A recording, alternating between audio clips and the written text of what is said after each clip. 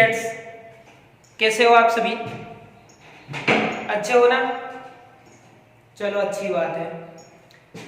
तो आपकी पढ़ाई कैसी चल रही है? कमेंट में लिख करके जरूर बताना। और जो स्टूडेंट अभी भी कक्षा 12th की पढ़ाई स्टार्ट नहीं की है, उनको मैं बताना चाहता हूं कि लॉकडाउन हो सकता है लंबा चले। इस वजह से जो स्टूडेंट ऑनलाइन पढ़ाई नहीं कर रहे या अभी तक ध्यान नहीं दे रहे, जब स्कूल्स ओपन होगी तो अपने पास में टाइम कम रहेगा, सिलेबस लंबा रहेगा, तो उस समय काफी दिक्कतों का सामना करना पड़ेगा और ऐसी समस्या नहीं आए, इस वजह से अभी से आप तैयारी शुरू कर दो और प्रत्येक वीडियो को अच्छे से समझो, समझने का प्रयास करो।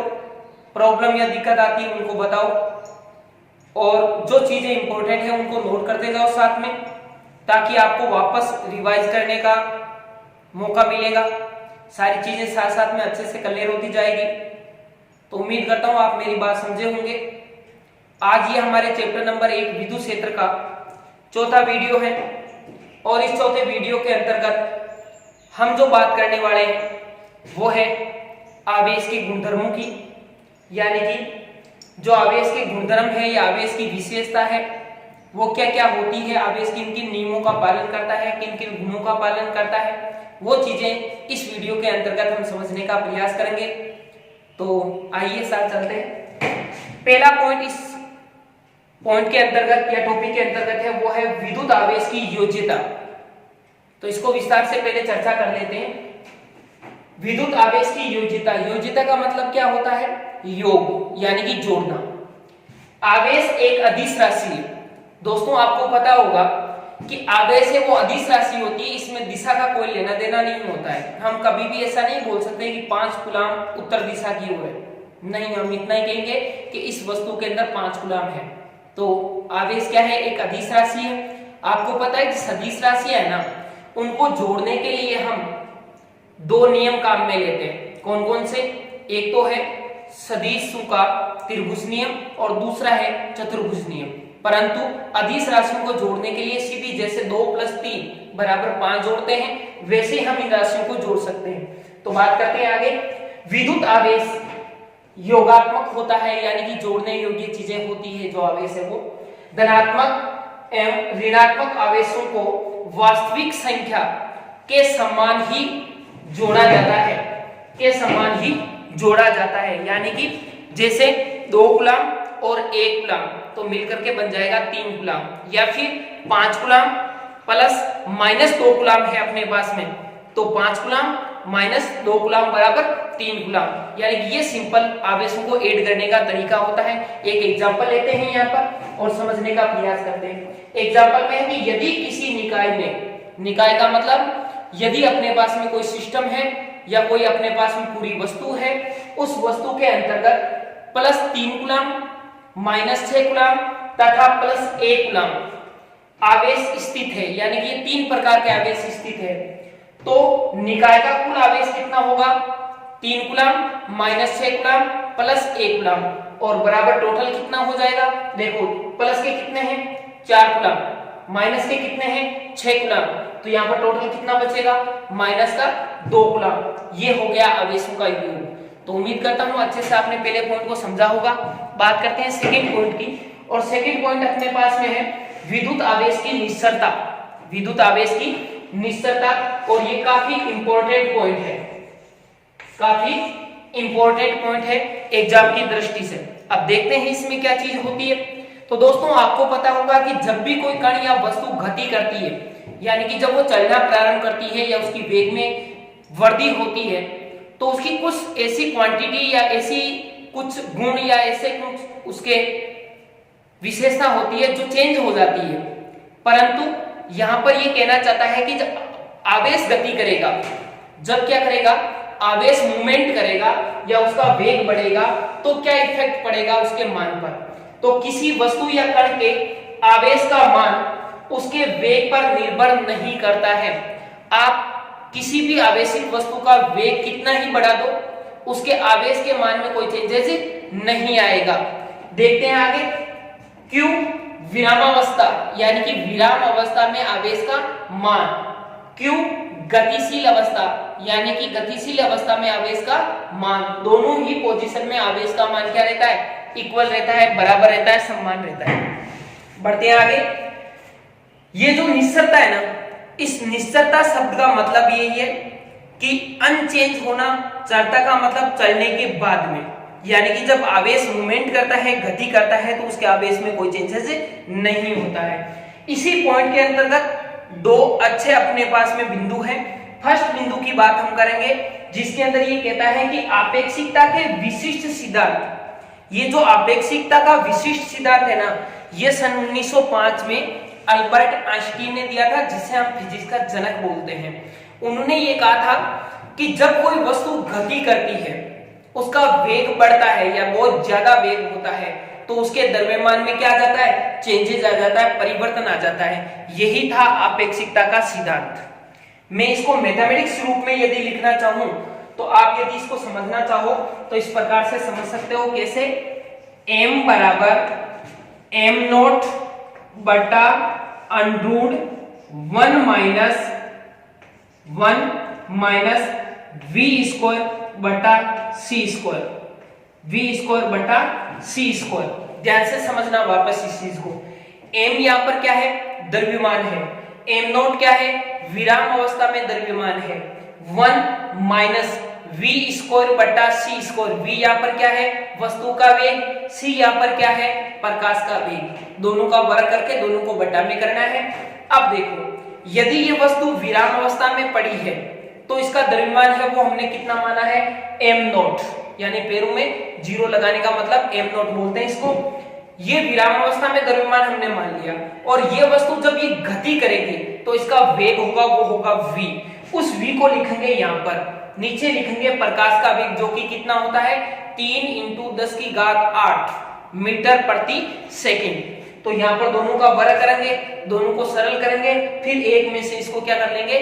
घटा लेंगे, और जो भी राशि यहाँ पर बचेगी उसका भाग दे देंगे जब ये स्थिर अवस्था में पड़ी है उस द्रव्यमान के अंदर, और जो भी अपने पास में वैल्यू आएगी वो गतिशील अवस्था के अंदर उसका द्रव्यमान आ जाएगा। तो मैं आपको एक इंटरेस्टिंग चीज बताता हूं कि जब भी कोई वस्तु मूवमेंट करती है, गति करती है, तो उसके द्रव्यमान में वृद्धि हो जाती है। सुनकर के कुछ अच्छा नहीं लगा? देखते हैं कैसे होती है ये चीज। कि जब अपने पास में कोई एक वस्तु होती है, वो मूवमेंट करती है, गति करती है, या उसका वेग बहुत ज्यादा होता है, जब यहां पर वेग को लिखेंगे तो वेग बटा प्रकाश का वेग, प्रकाश का वेग आपको पता है कितना होता है? 3 × 10⁸, यानी कि बहुत ज्यादा होता है। जब बहुत ज्यादा बड़ी राशि का भाग हम छोटी राशि में देते हैं, क्योंकि इसका वेग कितना कर सकते हैं हम? ज्यादा से ज्यादा 200 मीटर प्रति सेकंड, 1000 मीटर प्रति सेकंड, 10,000 मीटर प्रति सेकंड। तो इसका वेग हम प्रकाश के वेग के बराबर तो कभी कर ही नहीं सकते। इसका मतलब प्रकाश का वेग ज्यादा रहेगा और वस्तु का वेग कम रहेगा। तो कम राशि के अंदर ज्यादा राशि का भाग देंगे तो अपने पास में छोटी राशि प्राप्त होगी। जब एक में से कुछ ना कुछ घटेगा, एक में से कुछ ना कुछ घटेगा, तो यहाँ पर एक नहीं रह करके एक से छोटा मान रहेगा, और फिर एक से छोटे मान का यदि वर्गमूल निकालेंगे तो और ज्यादा छोटा हो जाएगा। और जब हम छोटी राशि का भाग किसी राशि में देते हैं तो उसका मान क्या आता है? बड़ा आता है। तो जितना पहले द्रव्यमान था उससे ज्यादा मान हमें प्राप्त होता है। यही क्या है? इस पॉइंट आपेक्षिकता के सिद्धांत के अंतर्गत पढ़ेंगे। तो देखते हैं, आते हैं वापस अपने टॉपिक पर। आपेक्षिकता के विशिष्ट सिद्धांत से अति उच्च वेग, यानी कि बहुत ज्यादा वेग, किसके लमसम या किसके लगभग? प्रकाश के वेग के लगभग, से गतिशील वस्तु का द्रव्यमान विराम अवस्था की तुलना में बढ़ जाता है। बहुत इंपॉर्टेंट पॉइंट है ये कहता है कि जब भी कोई वस्तु उच्च वेग से गति करती है तो उसका द्रव्यमान है वो विराम अवस्था की तुलना में बढ़ जाता है। कैसे बढ़ा वो सारा मैंने यहाँ पर बता दिया। वैसे हम चैप्टर नंबर 11-12 की बात करेंगे, सॉरी 12-13 की बात करेंगे, उस समय अपने पास में अपेक्षिकता का सिद्धांत एक बार वापस आएगा, वहां पर हम अच्छे से इसको रीड करेंगे। तो आते हैं सेकंड पॉइंट पर अपना। पहला पॉइंट तो सिंपल था कि अपेक्षिकता के सिद्धांत के अकॉर्डिंग जब कोई वस्तु गति करती है तो उसके द्रव्यमान में क्या हो जाती है? वृद्धि हो जाती है। सेकंड पॉइंट की बात करते हैं, जो कि काफी इंपॉर्टेंट ये पॉइंट भी है कि किसी वस्तु या कण के, कोई भी वस्तु या कण के आवेश यानी कि Q तथा उस वस्तु का द्रव्यमान यानी कि M का अनुपात यानी कि Q बटा M, यानी कि उस वस्तु का आवेश बटा उस वस्तु का द्रव्यमान क्या कहलाता है? वस्तु का विशिष्ट आवेश कहलाता है। क्या कहलाता है? वस्तु का विशिष्ट आवेश। काफी इंपॉर्टेंट परिभाषा है, कहलाता है।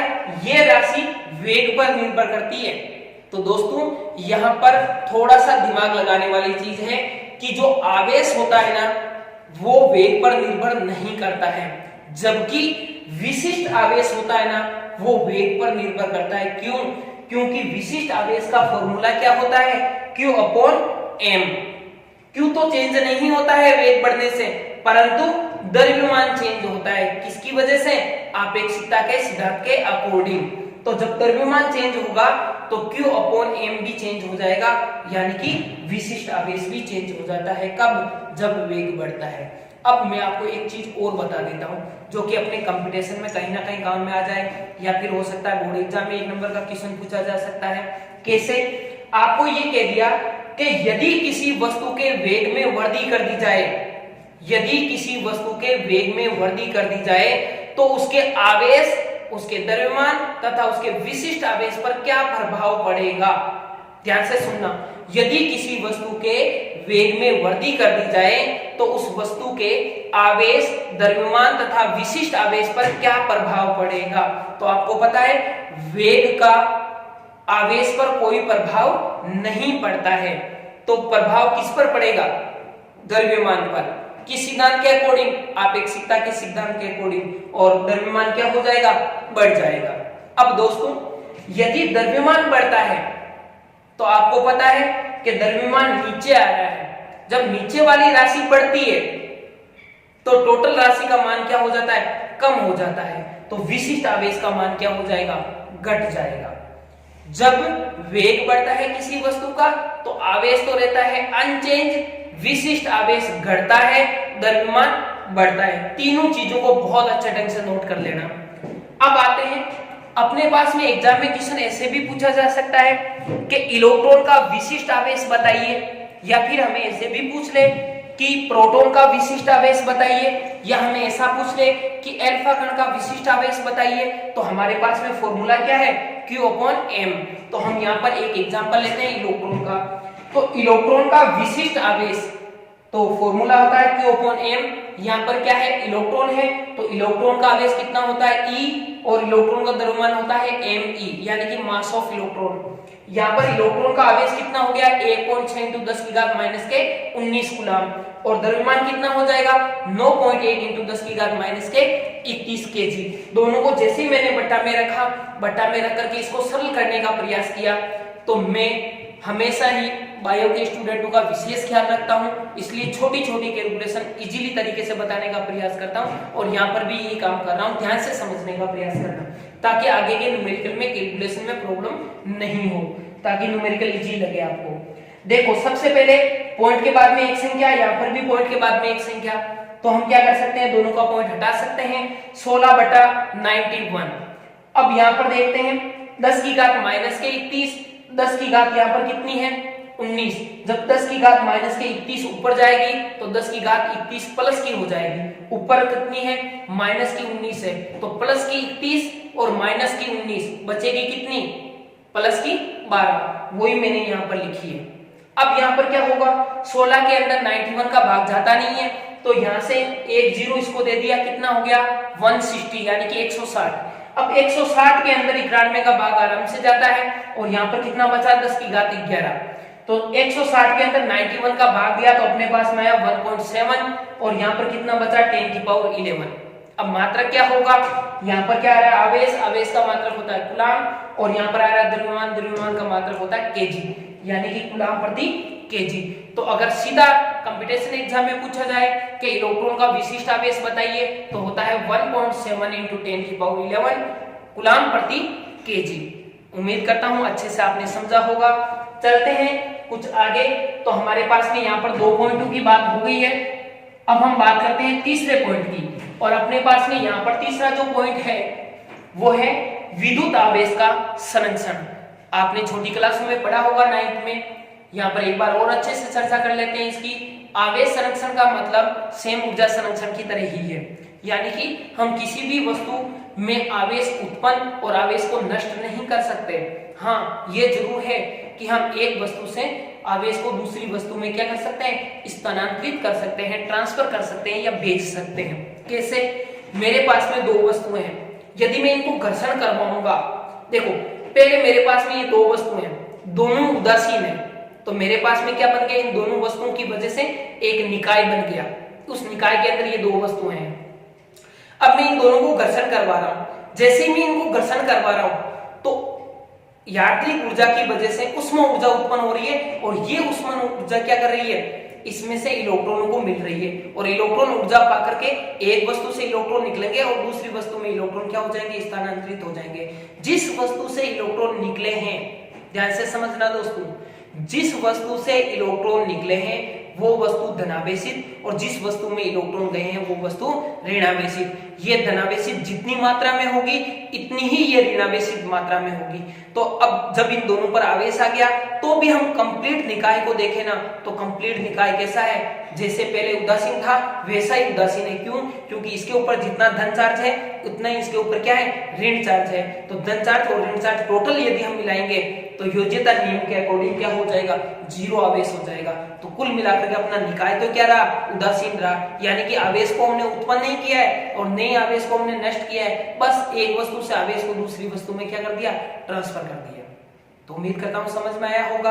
अब हम बात करते हैं इसकी परफेक्ट परिभाषा की। तो इसकी दो परिभाषाएं हैं अपने पास में, या दो ऐसी लाइंस जिसके माध्यम से हम समझ सकते हैं कि क्या होता है आवेश संरक्षण। तो बात करते हैं पहले पॉइंट की, ए है इसमें कि किसी विलगित निकाय में, विलगित निकाय का मतलब होता है जिस निकाय से हम द्रव्यमान का आदान प्रदान बाहर से नहीं कर सकते हैं। जितना द्रव्यमान इस वस्तु का है उतना ही रहना चाहिए। ऐसा नहीं है कि बाहर से द्रव्यमान आकर के इसमें जुड़ गया या इसमें से द्रव्यमान निकल करके बाहर चला गया, ऐसा नहीं होना चाहिए। बस ये दोनों आवेश जितना द्रव्यमान है इनका वस्तु का उतना ही रहना चाहिए, और ये अपना क्या बन गया, निकाय बन गया, विलगित निकाय। तो किसी विलगित निकाय में आवेश सदैव संरक्षित रहते हैं या रहता है, तथा किसी प्रक्रिया के संपन्न होने पर परिवर्तित नहीं होता है। यानी कि मैंने अभी क्या बताया था आपको कि दो वस्तु है, मैं इनको घर्षण करवाना हूं, यानी कि प्रक्रिया संपन्न हो रही है, और इस प्रक्रिया संपन्न होने के दौरान इनके अंदर आवेश परिवर्तित नहीं हुआ है, बस इसमें से इसमें चला गया, पर टोटल आवेश तो उतना ही है जितना पहले था। अब बात करते हैं सेकेंड डेफिनेशन की। आवेश को उत्पन्न या नष्ट नहीं किया जा सकता, जबकि एक वस्तु से दूसरी वस्तु में स्थानांतरित किया जा सकता है। सिंपल परिभाषा है। अब बात करते हैं कुछ एग्जांपल्स की, जिनके माध्यम से आपके कुछ चीजें समझ में आएगी। तो यहाँ पर क्या बोलता है, ई, और ऊपर माइनस लिखा हुआ है, इसका मतलब क्या हुआ, इलेक्ट्रॉन, और यहाँ पर क्या है, ई, और ऊपर क्या लिखा हुआ है, प्लस, यानी कि पॉजिट्रॉन, और यहाँ पर इलेक्ट्रॉन।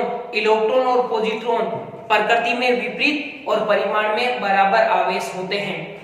अब जब ये दोनों मिलेंगे तो क्या होगा, जितना पॉजिटिव उतना ही नेगेटिव आवेश दोनों मिल जाएंगे, तो कुल मिलाकर के क्या बनेगा, उदासीन बनेगा। और यहाँ पर उदासीन क्या बनता है, गामा कण बनते हैं।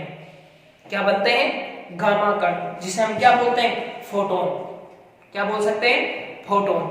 हमने एक पिछले वीडियो में भी बात की थी, जहां पर हमने फोटोन और न्यूट्रिनो की बात की थी कि ये दो ऐसे अपने पास में कण होते हैं जिनका आवेश नहीं होता है और उनका क्या होता है, द्रव्यमान भी शून्य होता है। तो यहाँ पर जैसे ही पॉजिट्रॉन और इलेक्ट्रॉन मिलते ही यहाँ पर एक उदासीन कण गामा बन गया, और यहाँ पर क्या हुआ, 1.02, ध्यान से सुनना, 1.02 mega electron volt, capital M, E small और वी, मेगा इलेक्ट्रॉन वोल्ट ऊर्जा उत्सर्जित होती है। मेगा का मतलब होता है 10 की घात प्लस की 6, इलेक्ट्रॉन वोल्ट ऊर्जा का मात्रक है। ध्यान से सुनना, इलेक्ट्रॉन वोल्ट है वो किसका मात्रक है, ऊर्जा का। किसका मात्रक है, ऊर्जा का। ध्यान से सुनना, कई बार कंपटीशन में पूछा गया है ये चीज। क्यों? क्योंकि इसके पीछे आता है वोल्ट। तो स्टूडेंट थोड़ी सी गलती कर देते हैं, हिंदी में लिखा हुआ आ गया इलेक्ट्रॉन वोल्ट किसका मात्रक है, तो वोल्ट को देखते ही स्टूडेंट क्या सोचते हैं, विभव का मात्रक है, जबकि वो विभव का नहीं होता है। किसका होता है, ऊर्जा का मात्रक होता है। और एम यानी कि मेगा, मेगा का मतलब क्या होता है, 10 की घात 6।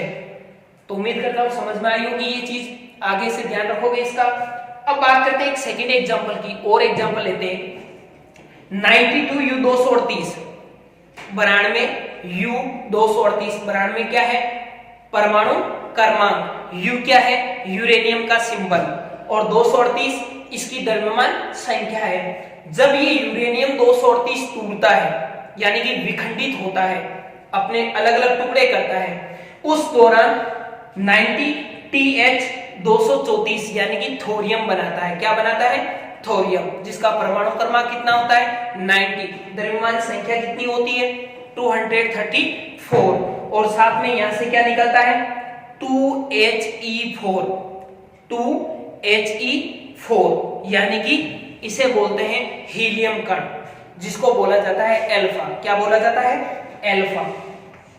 एल्फा जो होता है वो हीलियम कण ही होता है, हीलियम कण को ही क्या बोलते हैं, एल्फा बोलते हैं। तो मैं सिंपल भाषा में यदि ये बोल दूं कि यदि किसी यूरेनियम 92 238 में से यदि एल्फा कण उत्सर्जित होता है तो पीछे क्या बचता है, पीछे बचता है थोरियम 90Th 234। अब यहां पर देखते हैं कि आवेश का संरक्षण कैसे हुआ।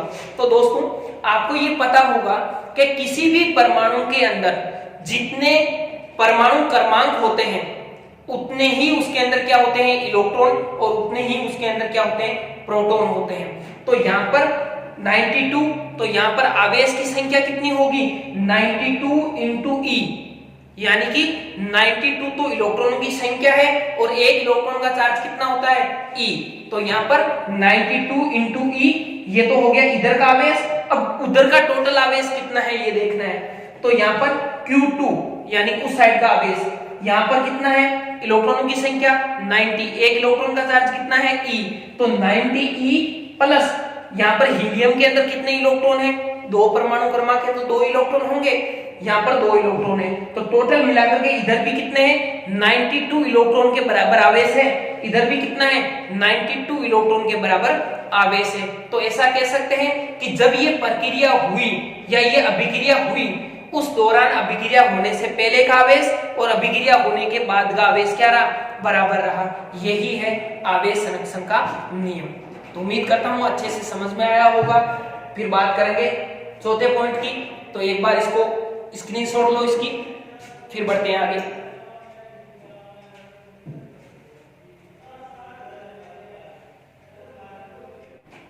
तो दोस्तों बात करते हैं 4 नंबर पॉइंट की। 4 नंबर पॉइंट है वो काफी इंपॉर्टेंट पॉइंट है। इस पर 1 नंबर का न्यूमेरिकल पहले भी बना है कई बार बोर्ड एग्जाम में, और भी इसमें से चांसेस है और कंपटीशन एग्जाम में भी पूछा जाता है। तो अच्छे से समझने का प्रयास करना कि विद्युत आवेश का क्वांटीकरण, क्वांटीकरण का मतलब होता है टुकड़ों में बांटना या छोटे छोटे पार्टिकल्स में बांटना, और अपने पास में किसी भी ऐसी भौतिक राशि जिसका हम आदान प्रदान करते हैं, एक वस्तु से दूसरी वस्तु में यदि हम किसी भौतिक राशि को ले जाते हैं या ट्रांसफर करते हैं, तो ट्रांसफर करने के दौरान उस भौतिक राशि के छोटे से छोटे भाग यानी कि बिल्कुल बारीक सूक्ष्म भाग जिसका स्थानांतरण आसानी से संभव है, ऐसी सूक्ष्मतम जो भाग होगा उसे बोलते हैं क्वांटा। क्या बोलते हैं, क्वांटा। और उस भौतिक राशि को छोटे छोटे पार्टिकल्स में बांटना क्या कहलाता है, क्वांटित कहलाता है। और इस पूरी प्रक्रिया को क्या बोलते हैं, क्वांटीकरण बोलते हैं। पर अपने सिलेबस के अंदर जो है वो है आवेश का क्वांटीकरण। किस भौतिक राशि का, आवेश का क्वांटीकरण। तो इसको एक बार अच्छे से समझ लेते हैं। पॉइंट नंबर डी, और आवेश का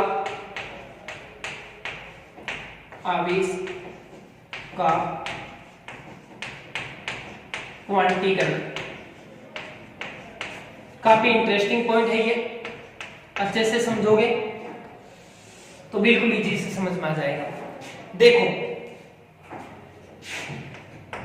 किसी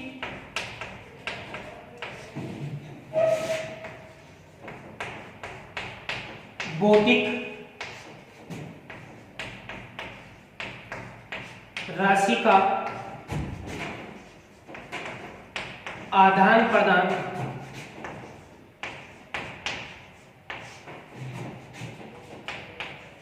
एक वस्तु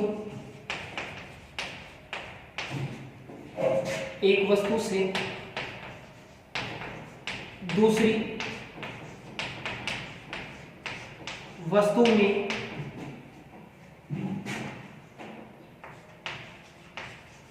किया जाता है तो उस राशि की सूक्ष्मतम या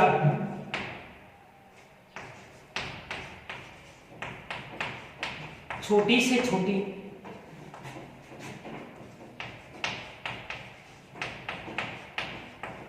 छोटी मात्रा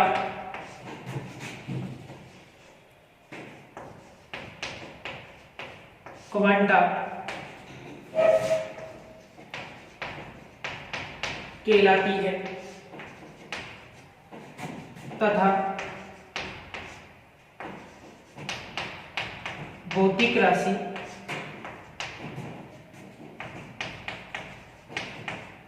राशि को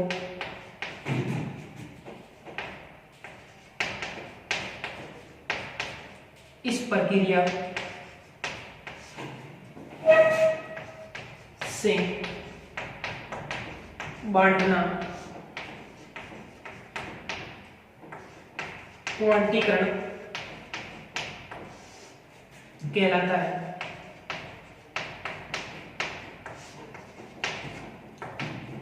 अच्छे से समझने का प्रयास करना दोस्तों। किसी भौतिक राशि का आदान प्रदान एक वस्तु से दूसरी वस्तु में किया जाता है। जैसे इस वस्तु से हमें आवेश को इस वस्तु में ट्रांसफर करना है। क्यों? क्योंकि यहाँ पर आवेश का क्वांटीकरण पढ़ रहे हैं। तो इस वस्तु से आवेश को इस वस्तु में क्या करना है? स्थानांतरित करना है। तो हमें क्या करना पड़ेगा? इसमें से आवेश को इसमें भेजने के लिए छोटे छोटे टुकड़ों में ले जाना पड़ेगा। एक साथ में हम नहीं ले जा सकते। हमें ये बोलना है कि भाई इस वस्तु से हमें 25 कूलम आवेश है वो इस वस्तु में ट्रांसफर करना है। तो 25 कूलम ऐसे नहीं उठाया 25 कूलम इसमें दे दिया, नहीं।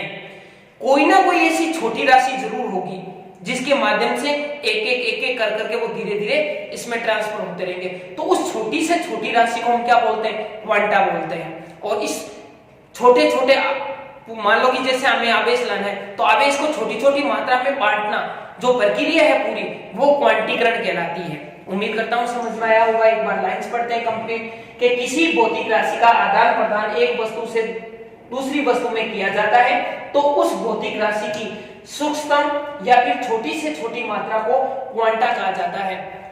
भौतिक राशि को इस प्रक्रिया में या इस प्रक्रिया से बांटना क्वांटीकरण कहलाता है। तो अब देखो ध्यान से, हमारे पास में जो आवेश है, आवेश की सूक्ष्मतम मात्रा जिसे हम क्या बोलते हैं? क्वांटा बोलते हैं। और वो क्या होती है? इलेक्ट्रॉन। वो क्या होती है? इलेक्ट्रॉन। यानी कि एक वस्तु से दूसरी वस्तु में आवेश को हमें ले जाना है तो आवेश किसके माध्यम से जाएगा? इलेक्ट्रॉनों के माध्यम से जाएगा। एक इलेक्ट्रॉन निकला इसमें प्रवेश कर गया, दूसरा इलेक्ट्रॉन निकला इसमें प्रवेश कर गया, तीसरा इलेक्ट्रॉन निकला इसमें प्रवेश कर गया। अब देखो, मान लो इसमें से 3 इलेक्ट्रॉन निकले इसमें प्रवेश कर गए तो टोटल आवेश कितना ट्रांसफर हो गया? तो आवेश तो क्या है? भौतिक राशि है जो ट्रांसफर हो रही है। और क्वांटा क्या है? यहाँ पर इलेक्ट्रॉन है जो छोटे छोटे भाग के अंदर इस आवेश को पूरे को बना रहा है या ले जा रहा है। पर आवेश यानी कि जो इलेक्ट्रॉन है उस इलेक्ट्रॉन का मान कितना होता है? 1.6 × 10⁻⁻19 कूलम। तो ये क्या है? आवेश के एक क्वांटा की मात्रा है। आवेश के एक क्वांटा की जो मात्रा होती है वो 1.6 × 10⁻⁻19 कूलम होता है। अब मैं आपको बताता हूं कि इसमें थोड़ा सा फैक्ट क्या है कि इस वस्तु से आवेश इसमें जा रहा है किसके माध्यम से? इलेक्ट्रॉनों के माध्यम से। और इलेक्ट्रॉन है ना, इसमें से कभी भी ऐसा नहीं होगा कि डेड इलेक्ट्रॉन निकला और इसमें चला गया। 3.5 इलेक्ट्रॉन निकले, इसमें चले गए। क्या हम इलेक्ट्रॉन को आधा कर सकते हैं? नहीं कर सकते, क्योंकि हमने यहाँ पर क्या लिखा है, सूक्ष्मतम मात्रा, छोटी से छोटी मात्रा उससे छोटी नहीं हो सकती। तो सबसे छोटी मात्रा है वो इलेक्ट्रॉन है आवेश की। तो इसीलिए आवेश को क्या कहा, इलेक्ट्रॉन को क्या कहा जाता है, क्वांटा कहा जाता है। और कभी भी एक वस्तु से दूसरी वस्तु के अंदर आवेश है वो इलेक्ट्रॉनों के पूर्ण गुणज के अलावा किसी संख्या में नहीं जा सकते। या तो इसमें से जाएंगे 10 या 11 या 12 या 1000, 2000, 10,000, 20,000, परंतु कभी भी ऐसे नहीं होगा कि 10.5 इलेक्ट्रॉन इसमें से निकले उसमें चले गए, 5.25 इलेक्ट्रॉन इसमें से निकले उसमें चले गए, क्योंकि इलेक्ट्रॉन कभी भी आधा नहीं होता है। इस चीज का विशेष ध्यान रखना। अब हम बात करते हैं यहां पर कि एक वस्तु से इलेक्ट्रॉन दूसरी वस्तु में गए, इस वस्तु से इलेक्ट्रॉन इस वस्तु में गए। अब जितने भी इलेक्ट्रॉन गए हैं, एक इलेक्ट्रॉन का चार्ज होता है E। मान लो कि n इलेक्ट्रॉन गए, कितने इलेक्ट्रॉन गए, n। तो n इलेक्ट्रॉन इसमें चले गए, तो आवेश कितना गया टोटल, यहां से जो आवेश ट्रांसफर हुआ है Q, उसका मान कितना होगा भाई। एक इलेक्ट्रॉन का चार्ज कितना होता है, 1.6 × 10⁻⁻19 कूलम, जबकि टोटल इलेक्ट्रॉनों की संख्या कितनी है, n। तो अपने पास में टोटल आवेश कितना होगा, n × E। इस चीज को समझना, यानी कि एक इलेक्ट्रॉन का चार्ज इंटू इलेक्ट्रॉनों की संख्या टोटल आवेश के बराबर होती है। तो यहाँ पर हम कह सकते हैं कि Q बराबर कितना होगा, Q बराबर n × E। ये अपने पास में क्या होगा, क्वांटीकरण का मेन मैथमेटिक्स है आवेश के लिए। इस पर न्यूमेरिकल बनते हैं। अब कैसे बनते हैं न्यूमेरिकल, उनकी चर्चा हम आगे करेंगे, पर यहाँ पर हमें समझने लायक चीज ये है कि अपने पास में Q यानी आवेश, n यानी इलेक्ट्रॉनों की संख्या, E का मतलब एक इलेक्ट्रॉन का आवेश। इन तीनों में से इसका मान तो फिक्स है, 1.6 × 10⁻⁻19 कूलम होता है। इन दोनों का मान फिक्स नहीं है, क्योंकि वो निर्भर करता है परिस्थितियों पर। तो इन दोनों में से कोई सी भी चीज आपको एग्जाम में पूछी जा सकती है, कोई भी एक चीज दे दे दोनों में से, और एक चीज आपसे पूछ ले, क्योंकि इसका मान तो होता है फिक्स। तो इनकी चर्चा हम करेंगे आगे।